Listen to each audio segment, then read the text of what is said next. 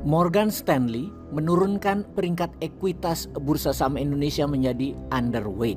Ini berita sangat buruk bagi sektor ekonomi. Artinya kinerja atau potensi keuntungan saham Indonesia ke depannya memburuk di bawah saham-saham negara lain. Salah satu alasannya, janji kampanye presiden terpilih untuk menyediakan makan sehat bagi pelajar dapat menimbulkan beban fiskal yang besar kalau bergantung dengan hutang pembiayaannya. Sementara prospek pendapatan Indonesia memburuk. Itu menurut Morgan Stanley. Morgan Stanley menyoroti kondisi moneter dan fiskal Indonesia yang terus melemah, yang sudah masuk tahap berbahaya bagi perekonomian Indonesia ke depan. Adakah pejabat dan masyarakat menyadari betapa parahnya ekonomi Indonesia ke depan? Belum kebayang ya. Fakta, semua strata ekonomi masyarakat Indonesia mengalami penurunan penghasilan, terutama kelas menengah ke bawah. Penghasilan yang turun ditambah pada saat yang sama ketersediaan lapangan kerjanya sedikit, terutama oleh kelompok menengah ke bawah. Di tengah situasi yang sedang memburuk, terdengar kabar pemerintah akan meningkatkan rasio utang pemerintah terhadap PDB dari 39% saat ini menjadi 50% dalam 5 tahun ke depan.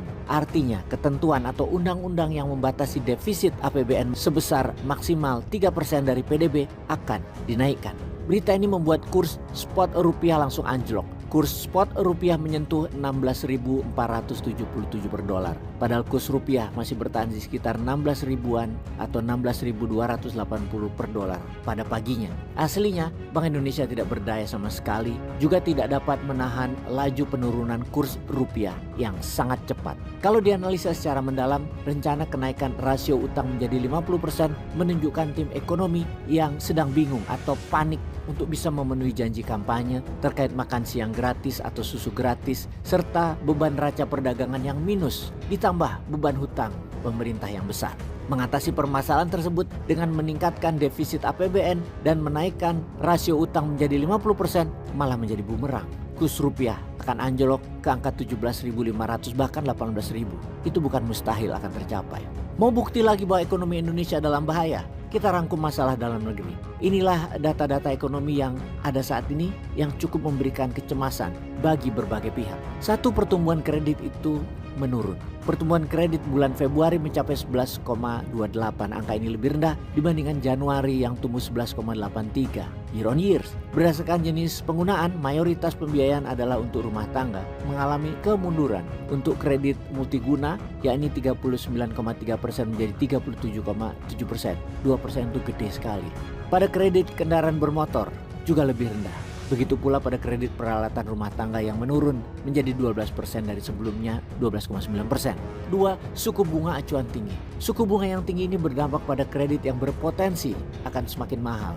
Jika bunga kredit terus merangkak naik, maka masyarakat cenderung tidak mau untuk mengambil kredit baik secara perorangan maupun perusahaan untuk ekspansi bisnis. Alhasil, pertumbuhan ekonomi dapat terganggu.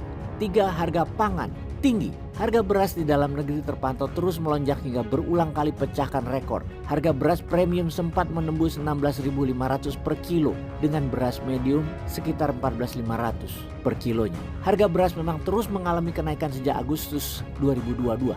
4. Rasio NPF naik. Rasio pembiayaan bermasalah atau non-performing finance, industri multifinance merangkak naik pada tahun ini. Hal ini diikuti pula dengan melambatnya pertumbuhan pembiayaan. Kemudian diikuti oleh melambatnya pertumbuhan piutang di industri multifinance, utamanya sektor otomotif. Selain menurunnya daya beli, perusahaan pembiayaan juga tengah berhadapan dengan kondisi sulit mencari debitur yang berkualitas. Selain permasalahan dalam negeri, kita harus melihat ada 6 tantangan besar yang harus dihadapi dunia ke depan, seperti suku bunga tinggi, perang dagang negara besar, volatilitas harga komoditas, ketegangan geopolitik, mulai menuanya populasi dunia, hingga buruknya dampak perubahan iklim.